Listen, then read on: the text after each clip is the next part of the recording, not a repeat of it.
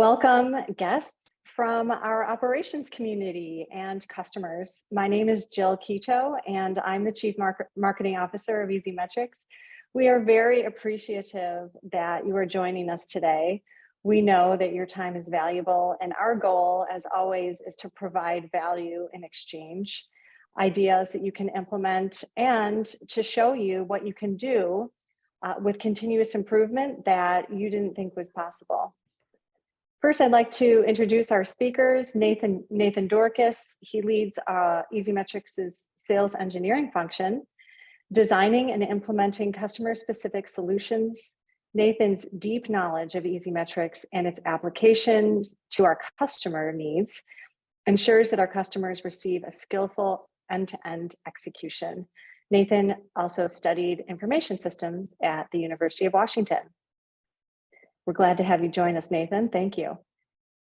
And thank you, Jill. Mike Kwietniewski brings over 20 years of experience from the supply chain and 3PL industries to Easy Metrics' customer base. He has worked with many of the world's leading and most efficient operations, including FedEx, Penske Logistics, and NFI Industries. Mike's expertise encompasses more than 10 years designing and implementing LMS systems. Mike has leveraged his MBA and PMP certification on complex and large-scale implementations and systems integrations projects. Mike brings his proficiency in operational excellence to Easy Metrics customers to support their strategic initiatives. Please submit any questions as they come to you, and perhaps you already came with some. We encourage you to ask them because chances are, if you have that question, someone else does too, and you can submit them in the Q&A box. So let's start off with a definition of cost to serve. You can measure what it costs to deliver your products and services by many different variables, such as product type, process, employee, shift, facility, and customer, just to name a few. But cost to serve primarily applies to labor in the traditional sense, but it also applies to your other investments like automation, which we're seeing increasingly add to and sometimes replace your labor. And as well as cobots would fall into that category as well. Operations Financial Management, or OPS-FM, is an operating model for high-performing operations teams. It starts with understanding how much it costs to do everything in your operation, cost to serve. And then it compares that to your output or your performance. So measuring the things that you are investing in, like labor, processes, automation, and equipment investments, and then connecting that to their business value and the performance of those investments. So how can we start operating this way? The foundation is really in unifying your data, and this happens in 3 steps. One is fair cost allocation of where your time is being spent, because in an OPS-FM model, you're tracking where your time is being spent for the entire day. Second is that the sources of that transaction data are clean, merged, and normalized. And third, that data has to then be transformed to reveal your true cost and performance and have it be an apples to apples comparison. When you start speaking the language of cost to serve, a cultural and a mindset shift happen. It shifts from go faster to one of financial accountability, and that visibility and control to optimize and drive continuous improvement in a language that everyone understands, which is cost. There are many things that we can do to stop doing with cost to serve. You can stop guessing what influences your labor cost. You can stop eyes on the floor observation as a way to judge labor performance. You can stop managing people out of fear and panic, because that will be replaced with more productive conversations. Instead of committing to continuous improvement projects with marginal business impact, you can take on projects that have a bigger impact on costs. And finally, you can stop blaming out of control costs on productivity because you'll know what the real source of the problem is. What can we do with cost to serve analytics? Well, broadly, you're going to see the details of that pretty soon, but broadly, you'll be able to understand and communicate what it costs to perform every process in your operation. You'll be able to evolve and improve processes and activities with high labor impact faster than the traditional continuous improvement methods. And you'll be able to drive team alignment and transparency in the language of currency, which is a language that everyone understands. And with that, I will pass the baton to Nathan. Thank you, Jill. So what I want to do is spend the next little bit of time here going over some real life examples of how we've actually seen cost to serve being used in continuous improvement. And really the first step of that I just want to kind of clarify real quick before we jump into it is what is, cost to serve and how do we actually calculate it? So Jill went over what it is, but oftentimes people will ask, how do we actually arrive at that financialization of what's happening?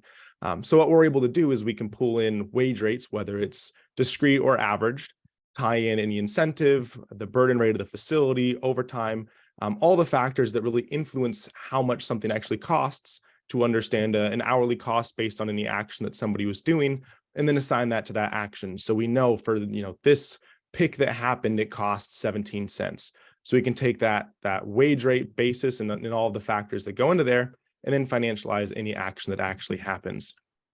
And what I want to do first is jump through an example of how this might actually look on a network basis. So what we can see here is a chart that's showing some details across a network of 8 facilities for the put away process. And how I want to start this is just originally looking at Seattle. If we just look at that top row there, we look at Seattle, we can see some general information. They had a $2.3 million labor spend over this time frame. Their average cost per unit of put away was 67 cents. Their average ELS or employee labor score, the productivity was 86%, and their burdened wage was $27.24. That's great information, but if we just look at Seattle, it doesn't really give us the full picture of, is this great? Is this horrible? We might know 67 cents is a little bit more than we might have expected, and 86% ELS isn't the greatest in the world, but we don't really have anything to benchmark and compare it against. This is where we can bring in that network visibility to really understand, hey, for Seattle, if we look at the other 7 facilities, they're actually an outlier in terms of that cost per unit. And sometimes this isn't entirely applicable. If you're a multi-tenant 3PL, every facility might be different. Or maybe you just have 1 or 2 facilities, so you don't really have a network to benchmark against. However, if you do have a network, looking across them, if they're comparable, such as in this example, can be a very, very powerful way to really get good insights on where there might be issues across your facilities. Again, going into it, if we look at that Seattle, we mentioned that it was an outlier at 67 cents per unit, but I want to compare it against Chicago, since I think it's a great example of how you can use cost to serve and some other tactics to really find some areas for improvement.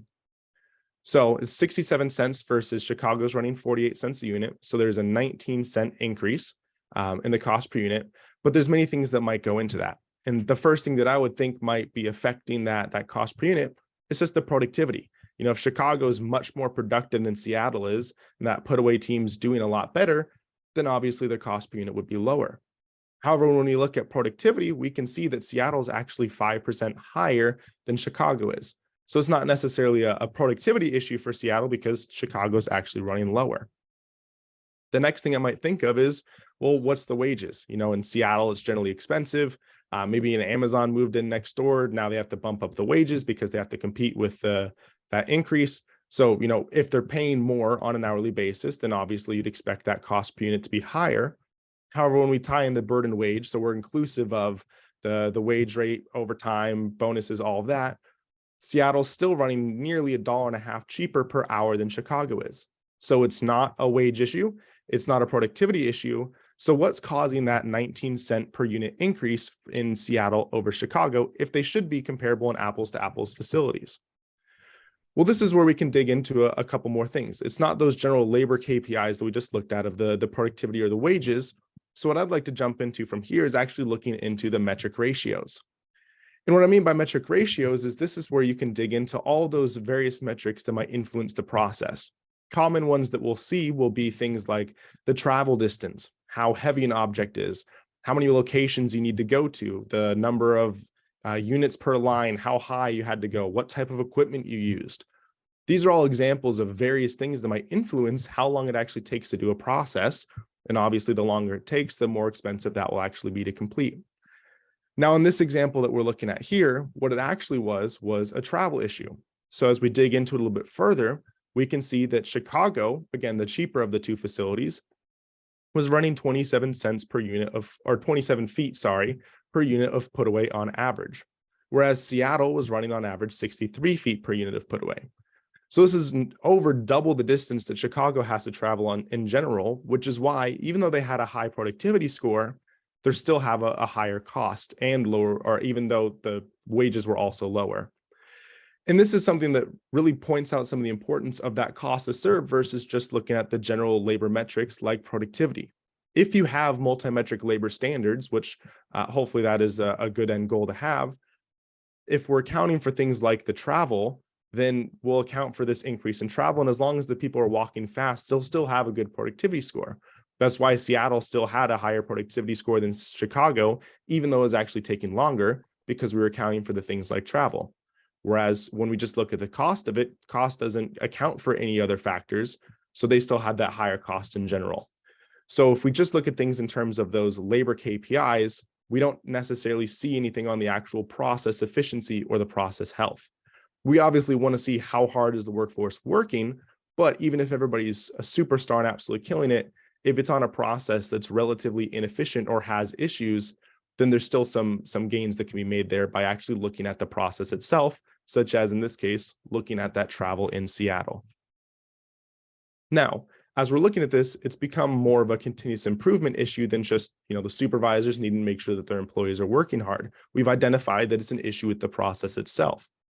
So if I'm continuous improvement, the first thing that I might want to do here is actually look back at the historical trend. And when we look at what happened in this example, we can see that in early 2022, the travel for put away in Seattle was actually doing pretty well. It was down in the high 40s or so, which is more in line with the rest of the network. However, in June, July, and August, it really started to increase. So if this is what I'm looking at as continuous improvement, I might want to look at what happened there. What changes might have occurred. And it might be something very simple that we can't necessarily do too much about, such as the inbound volume came in, it filled up the warehouse. Now when a new thing comes in, we need to go to the back of the warehouse to find a space to put it away. Maybe there's a little bit we can do to optimize that better, but it's not necessarily a change that we made. On the other hand, maybe we restructured our racking system, or we actually made an intentional investment or change, and we can now look back here and see the effect that it had on the put away. And, in this case, we can look back and see, hey, maybe it helped in one area, but it's detrimental and put away the travel that we have to go through. So, did that actually work out? Is there anything we can change? Looking back on historical basis kind of helps me figure out what might be influencing this high travel versus just going into a blind and saying it's high. What can I do to reduce it? In addition to that, if I decide to actually go in and do an observation on the floor, I also want to make sure that I'm, looking in the right areas. So here we can see a chart with the 10 people with the most time on put away in Seattle. And if I want to get an example of someone that's, a great superstar, they're not traveling that far, I might want to follow around Durga or Man. However, if I want to see an example of, what might be causing this high travel and I want to see what's happening there, I might want to follow around Sarah. She's got some of the most time on put away in Seattle, but somehow she's still averaging 97 feet per unit of put away. So I might want to see, what's going on there, shadow her for a little bit and try to find an example of what might be happening. And this is a great example on how you can use a network to really benchmark across everything, understand, where the issues are. Seattle's an outlier and put away. There's a high cost to dig into it and find out why. But like I mentioned before, that doesn't necessarily work if you don't have comparable facilities, or if you only have one or two facilities, you can't really use that benchmark. But cost to serve can still be a very powerful tool, even if you only have one facility. One way that you can use this is actually looking at just trends in general. We just looked at how the put away travel had changed. Another real life example that we've seen is how the cost of battery change has adapted over time.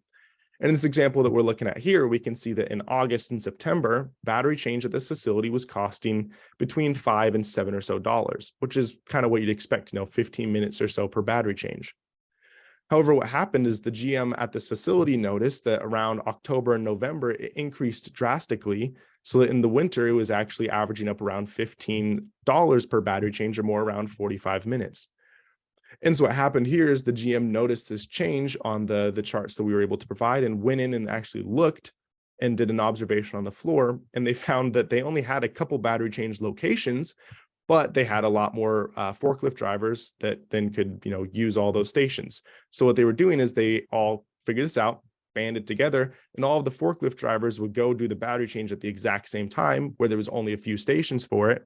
And they'd create this great long queue where they'd have to wait for everybody else to finish so that they could then go and get their battery change. So they were creating this queue, and it took their wait time, or the change times, from around 15 minutes to around 45 minutes. So because the GM saw this was an issue, went down and did an observation, it was a very easy fix. And that's why you can see in February, it dropped right back down. All they had to do was break out the different forklift drivers into pods. So pod A, pod B, and pod C. And then each of those different pods would go do a battery change at a different time. So there was never more drivers than there were actually battery change stations. However, they didn't catch this was actually an issue until they saw the increase in the cost on a chart. They just, anytime they saw it, looked, and they saw people doing battery change. So until they actually had the data available and visual to them, they weren't really aware that there was an issue, because it wasn't something that was just automatically obvious if you were walking through the warehouse. So looking at these trend lines is one way that you can really get value from cost to serve. Another tool that can be very powerful is looking at different types of information, such as gaps. Gap time can be a very powerful tool, as it gives you a very different view than something like productivity, indirect time, missing time, etc. Gap time is a very specific little niche in the tools that we can provide. And what it is gap time is, with each different process, you can set a specific time where it should never take longer than X minutes between scans. So for instance, in picking or packing shipping, maybe it should be, there should never be more than 10 minutes between your two scans. If it takes you 13 minutes, either something really unusual happened, or you were talking to your buddy, or you went to the bathroom, or something, not normal happened in that occasion. Whereas in loading, maybe you want to set it to 15 minutes as the threshold, but you can set a threshold for each individual process. And then you can look at a report that shows you the number of gaps that occurred, how long those gaps accrued to, and then what that average time was throughout a date range. So here we're looking at a week worth of data. And what we can see is, for instance, for the CPIC process, there were 15,000 gaps, and they only averaged 1.5 minutes.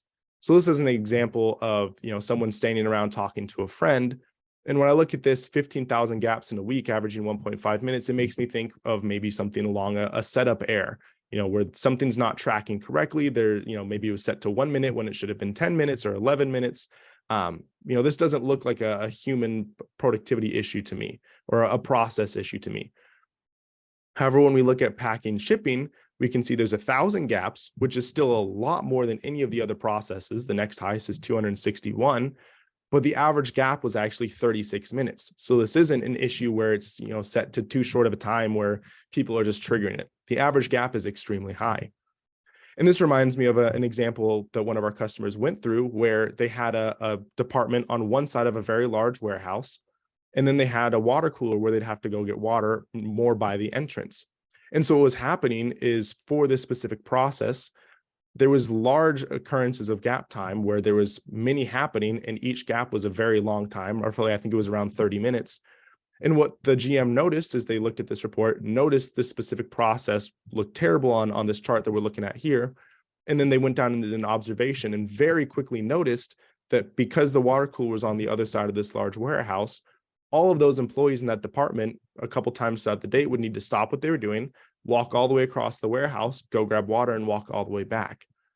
And so all they did is, either, I can't remember if they moved that water cooler to the middle of the warehouse, or if they just got another one, but it massively reduced the gaps, not only for that specific process, but just for anybody that's over kind of on that other side of the warehouse, and eliminated a significant amount of waste for them. So looking at the gap time specifically can tell you a very different kind of bit of information than just looking at something like productivity or even just missing time, where you can see, an employee had a lot of missing time, but you don't really know quite why. Whereas gap time attributes it more to the process. So you can find those inefficiencies. Or in the case of CPIC here, something potentially wrong with the setup. But Mike, you have a lot of experience in warehouses and dealing with this type of thing. So I'm curious if you have any insights here as well. Yeah, thanks, Nate. Yeah, I'd like to weigh in here. The gap time on line 4 for picking really resonates with me. When there's a lot of gap time in picking, sometimes it's simply because the pick locations are not being replenished when they should be. And from what I've seen, without an LM solution like Easy Metrics, this problem can often just slip through the cracks. So arming supervisors with gap time, it's almost like shining a flashlight into the operation so they can better identify root cause, even if an upstream process is the culprit. Yeah, I appreciate the insight. It's interesting the types of things that you can find if you look at something specific like gap time or any other metrics that are kind of similar versus just those general labor KPIs that everybody's familiar with, like productivity, missing time, indirect, et cetera. One last thing that I wanted to touch on as well when we tie in the cost to serve for continuous improvement is we've been focusing on labor. So, how is the put away time in Seattle, the travel, or the cost for a battery change? What's the labor cost? However, we can also tie in equipment here. And this is something that we see the market moving towards, and we think that it opens up really a whole new way of looking at your operation. And there's a few ways that it can be used. In this example that we can see here, there's a process, pick pallet. This customer is using 2 equipment types, reach fork truck and pallet jack. And we can see that when we just look at units per hour, it looks like reach fork truck is actually the better option here. They're moving 12 units per hour. If we're just looking at labor cost, this will actually be the cheaper option per unit, because if they're moving more units per hour, it's slightly less labor. So that ends up being cheaper. However, when we add in that equipment cost, and we can take that information into account as well, we see that reach fork truck actually goes to $2.66 a unit, whereas pallet jack is $2.25 when we combine both that equipment and that labor to get that full picture and that total cost. And there's a lot of ways that this can be used. For this specific example, it looks like they're using reach fork truck roughly around 70% or so of the time. Maybe they only need to use it 20% of the time, but they just don't have this information to know that, hey, this is something that we should switch. So just getting that visibility into how you should, what equipment types you should use can be very powerful for savings.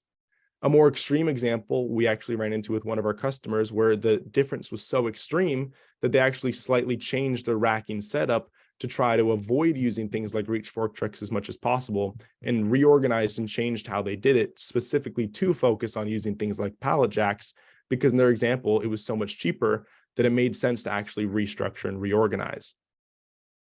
But using this types of information, you can also do things like get more detailed with what price you're charging. If for instance, if you're a 3PL, that a customer is going to use more reach fork trucks based on their item mix or anything about their operation, then that you need to price higher for picking than you might if a customer was just using pallet jacks. So you can use this type of equipment to better price. And the last thing that you can really do is use this same type of functionality for equipments with anything like robots or automation. So with this, you can do things such as validate your ROIs. So let's say that you made an investment in a pilot site. You can now tie in that automation cost with the labor cost, look throughout that pilot time to get that full understanding of, when you tie all that together, what actually happened, what was that real cost, to understand, hey, what was the payback period when we're inclusive of everything? What is the total ROI over the lifetime of this if I have all these? And that also helps you understand what investments you need to prioritize. If you have that better understanding, whether it's through a pilot or just through what is expected to happen, and you can tie that in with your labor data, now you understand, hey, off of my investments that I might want to do, which ones are really going to be the most effective usage, and where should I position and prioritize my time and my money? Mike, do you have anything that you'd like to add with this one as well? I know, equipment's really where we're trying to move, and it's something that the industry is moving towards with that automation and equipment. Right. Yeah, before we move on to the next slide, I do have a comment. We know that a reach truck is more costly than a pallet jack, right? It's intuitive, but by weaving in UPH and that employee labor costs, you now have that all-in cost to pick pallets And the insight really is revolutionary. What's nice about it is you can now make a fully informed decision about which equipment is truly most cost effective. Okay, let's explore how a supervisor obtains the info he or she needs without the benefit of a solution like Easy Metrics. By and large, the graphic here depicts the steps involved in getting supervisors the info they need to effectively manage the operation if there's no LM solution in place. I'm going to start in the lower left-hand corner and work my way around clockwise. So to begin, it usually starts by running a report out of the WMS. And sometimes there's an analyst or resident IT guru within the operation that will run the report. Or it could be someone from corporate that will run the report and send it to the operation. So now the report's available. Is it ready to use? From what I've seen, not likely. The raw report's probably going to require some work. And because of that, the report usually gets dumped into Excel and a lot of formatting and cleanups needed to make sense of the data. Some supervisors are capable of writing formulas and creating pivot tables, but most struggle with the backflips required to produce a usable data set. What's the answer to the dilemma? Often it's asking an engineer to write a macro in Excel while he or she has some downtime. And that helps, at least in the short term, but usually not in the long term. And why is that? Well, because macros are no longer useful once the data set changes. And think about an operation. They're often dynamic and evolving. And there's many a macro that have become obsolete over time. At least that's what I've seen. And finally, consider what this looks like across a network of sites. If you have 10 supervisors and 5 operations, the odds are pretty good that without a robust solution like Easy Metrics, there are several different methods for how WM data is obtained and transformed into a usable format. In short, there's a lack of standardization. And as I just described, the process is often inefficient and cumbersome. Cost to serve data can also be leveraged to better prioritize lean initiatives. But the graphic here depicts the cadence and objectives of a value stream mapping event, where the goal, of course, is to eliminate waste and the non-value add steps within a process. So let's walk through these colored circles. A site is selected for a lean event because the P&L is in bad shape. Typically, that's how it works. The lean experts arrive, observations are done to identify suboptimal processes, and then you're off to the races with the lean event. This is the traditional approach, and it's a good approach. However, it is possible to enhance the way you plan these projects, and the way to do it is through cost to serve data. Now, think about the earlier portion of the webinar where Nate walked us through feet traveled per unit in Seattle and Chicago. A metric ratio like this can help you pinpoint exactly where you need to deploy the lean experts. Again, the P&L and the on-the-floor assessments are good, but why not let the data tell you where to focus your attention?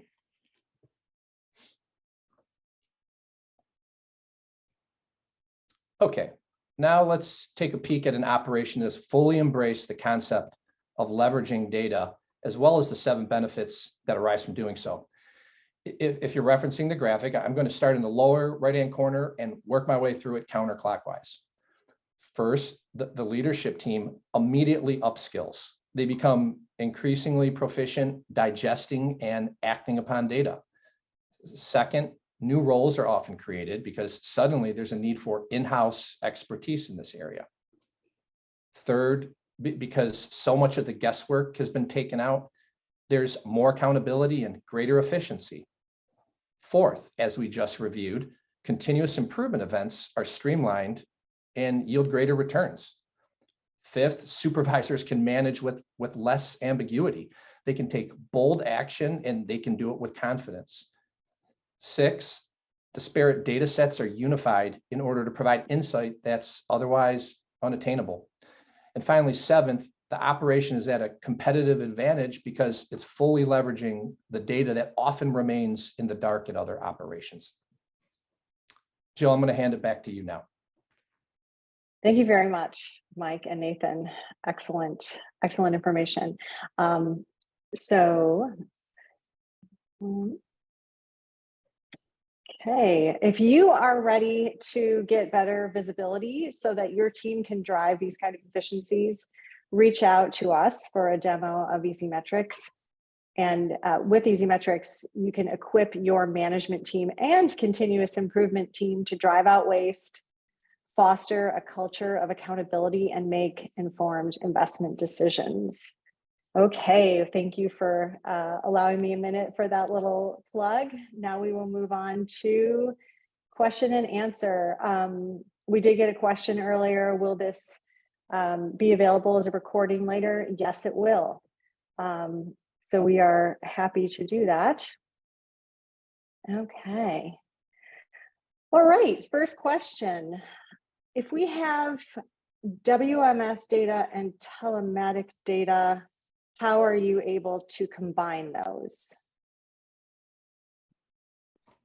Yeah, so I can answer this one. When it comes to the telematic data and WMS data, combining these disparate data sets is really where most operations struggle.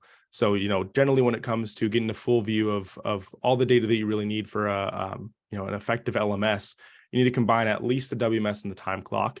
Ideally, you also will want job codes, and then you'll want the telematic data if you have it as well. And then you can also throw in robotics and automation. So you might end up with, at minimum 2 up to, 6 to 10 data sets that you need to work with. Trying to combine all those together is a very, very difficult task. However, what we were able to do is we've built a tool called Logic Writer that allows us to, within a UI, go in and take all those different data sets, map them all together very quickly just through our operations team. So we can, combine any different data sets and get them all into kind of one kind of time frame. I'm blanking on the actual word for it, time series data set of what the day really looked like. So we can see at the very start, there was a clock in, then there was some WMS data interchanged with telematics, some job code data, WMS data, and then finally the clock out. So we can combine all those into that one file set, but that is generally a very difficult task to do. Thank you, Nathan. Our IT department says they can build something like this. Can't we do this internally with Power BI? I'll take that one, Jill. I think with an internal team using Power BI, you can get 75% of the way there. But that won't cut it to make the decisions that need to be made. You really need to get to 100%. You want to be confident, because these important decisions that have an impact on investment decisions, where to deploy resources, how to manage people. Easy Metrics CEO Dean Dorcas likes to say it eliminates the yeah buts, right? If there's yeah buts and that remains within the operation when people are looking at output, action probably isn't going to be taken. So it's really important to be dialed in. And with, as Nate mentioned, with Logic Writer, we're able to pull all these data sets together and provide output that the end user is just 100% confident in. Yeah, well, what we generally see is if an operation pulls things into Power BI, which is a fantastic place to kind of do some work, is oftentimes you can pull in the WMS data and you can understand, for the time that an employee was in there, what were the units per hour. And then sometimes you also tie in time clock. So you can see an employee was there for 8 hours. He did, 100 units. So you can understand the units per hour for that. However, if you want to get further along to tying in the job codes, tying in telematic data, automation data, tying in the costing to get this cost to serve, profit to serve, budget, all of those more advanced tools than just a general units per hour, that's generally where we see it kind of start to break down, as it goes back to what I was mentioning earlier, where you have to tie in the various data sets. If you have 3 data sets, all of which have 1 million rows of data per day for a large operation, it can be very, very difficult in a tool like Power BI, as fantastic as it is, to be able to pull all that together and get that same level of data. You really need to start using more robust databases and kind of query tools and ways of working with that data than something like Power BI can provide. Great, thank you. How do you capture all the activity not being tracked by an RF gun? Yeah, so this is where it goes into the job codes that I mentioned earlier. So when something doesn't get tracked by an RF gun, common things that will are things like picking, put away, replen, etc. But there are oftentimes activities, whether it's things like sweeping, meetings, box making, or even actual direct processes like unloading, where generally there won't be a spot to scan it. And so this is where we like to supplement that with job codes, where it's something that somebody can actually clock into. And they may or may not be able to also track metrics along with it. And if you have something like that in a WMS, that's generally pretty common, where you can say, hey, in the WMS, I'm clocking into sweeping. Other times it's available in a time clock. So you can say, hey, I'm clocking into sweeping or a meeting, etc. However, if there isn't a tool available in either the WMS, the time clock, or any other homegrown solution, we do also provide a job coding system called JobTrack. So it's just a web-based job coding system that you can throw up on tablets, laptops, various different formats that can access the internet to be able to clock into, hey, I'm doing sweeping, hey, I'm in a meeting, hey, I'm doing unloading, and then also enter the metrics that you did for unloading so we can track that as well. So at the end of the day, job codes are really the way that we like to track that. And if a customer has those, fantastic. Otherwise, that's something that we also have a tool to supplement. Great. Do you need to redo the labor standard every time you change a process? What are the cost-effective options for that? Yeah, I'll take that one. When there's a process change, typically an update's needed for the labor standard. It usually starts with an audit, bring in an industrial engineer, take a look, see what the impact of the change is, and then tweak that labor standard. That's a traditional approach. Of course, that can be costly, especially if you have to bring in an IE from a different location to do that. Easy Metrics offers a data-driven approach, multi-metric data standards, labor standards driven by data. So what we do is we can take thousands, hundreds of thousands, if not millions of data points, run nonlinear regression analysis, and come up with defensible, viable labor standards, and really do it with a couple clicks of a button. And it's really so revolutionary and cutting edge. Gartner actually recognized Easy Metrics as being a cool vendor in supply chain technology because of it. Great, thanks, Mike. And the last question, unless any more come in, what do you see? Where do you see things going with AI and machine learning for continuous improvement? Yeah, that's a fantastic question. That's really where we see the market going. That's a kind of big hot button. We just had a conversation with a potential customer's focus specifically on how are we going to use AI in our operation. And continuous improvement's a fantastic place to use that. One place that we use AI and machine learning is, like Mike just mentioned, those labor standards. So we tie it in there to understand, based on the data, what the labor standards should be. And we also, I believe, use it in forecasting, but we're moving it more forward to more advanced analytics. So one place that will be used, it's not necessarily continuous improvement, but is definitely forecasting. So getting more robust in that area so that you can get just automatic forecasts from the existing data without needing to go in and do anything. For continuous improvement specifically, there's a lot of places that can be used, whether it's in terms of identifying the best investments. So, we were talking about the robots and automation based on that data, where should you invest? Or one that I know we're working on right now is the pulling in advanced analytics for understanding where the most opportunity is if you can improve a process. So going back to that network example of Seattle versus Chicago, understanding based on all of the data, if you can get the put away in Seattle to be the equivalent of the rest of the network or equivalent of Chicago, you would save X amount of dollars. You'd save $1 million in a year. On the other hand, if you can get replen in Phoenix to be the same as Cincinnati or the same as the network, you'll save $2 million a year. So even though Seattle seems like a place that really needs work, and it does, it's an outlier there.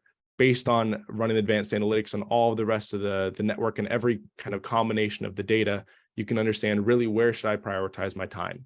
And then obviously it still takes some understanding of, hey, getting that replan would do more, but that's going to be a much harder process to fix. So maybe I want to prioritize the put away in Seattle, since I know that'd be a very simple one.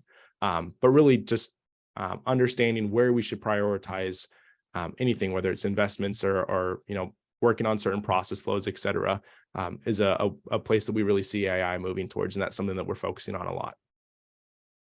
Great.